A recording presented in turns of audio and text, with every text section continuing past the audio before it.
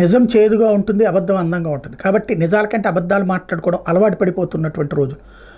తాజాగా ఏదైతే అధికార యంత్రాంగాలు బెదిరించేసేటటువంటి పని, ఇప్పుడు ఇవాళ చంద్రబాబు గారు ఏం చెప్తే అది చేస్తున్నారు. పోలీసు అధికారుల నుంచి, ఆర్థిక శాఖ అధికారుల నుంచి, ఏ శాఖ అధికారులైనా సరే ఏం చెప్తే అది చేస్తున్నారు. చెయ్యరంటే వెంటనే యాక్షన్ తీసుకుంటున్నారు.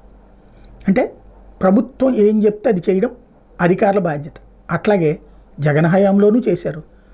జగన్ హయాంలో చేసిన అధికారులేమో నిబంధనలకు విరుద్ధంగా పనిచేసినట్టు, చంద్రబాబు హయాంలో చేసినటువంటి వాళ్ళేమో ఎవరైనా చెయ్యను అంటే కనుక వాళ్ళు నిబంధనలు మీరినట్టు అవుతుందా? రోజు పత్రికల్లో రాసుకొచ్చారు, డెప్యుటేషన్ మీద వచ్చిన అధికారి ఈ దుర్మార్గం చేశారు, ఈ అధికారి ఈ దుర్మార్గం చేశారని. ఫైనల్గా వచ్చేటప్పటికి ఇప్పుడు వాళ్ళు రాష్ట్రంలో పని వదిలేసేసి వెళ్ళిపోతున్నారు. సత్యనారాయణ కేంద్ర రైల్వే నుంచి వచ్చి ఇక్కడ ఆర్థిక శాఖలో పనిచేశారు. ఆయన వెనక్కి వెళ్ళిపోయారు, రిలీవ్ అయిపోయి వెళ్ళిపోయారు. ఆయన మీద ఆ మధ్యన వార్తలు రాశారు, అట్టట్ట వెళ్ళిపోతాడు, అతను ఏదో ఒకటి చేసేయాలని. ఎందుకంటే జగన్కి అప్పులు ఇప్పించినటువంటి వ్యక్తి అట.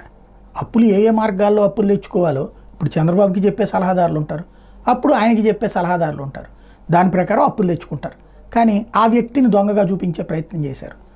ఇప్పుడు అతను రిలీవ్ అయిపోయి రైల్వే శాఖలోకి వెళ్ళిపోయి ఢిల్లీలో జాయిన్ అయిపోయారు. అట్టెట్ట పంపించేస్తారు, అట్టెట్ట వదిలేస్తారు. చంద్రబాబు చాలా కఠినంగా ఉండాలి. ఏం చేయాలి ఇప్పుడు? అధికారులందరినీ జైళ్ళలో పెట్టేసి ఎట్లా ఇప్పిస్తావు?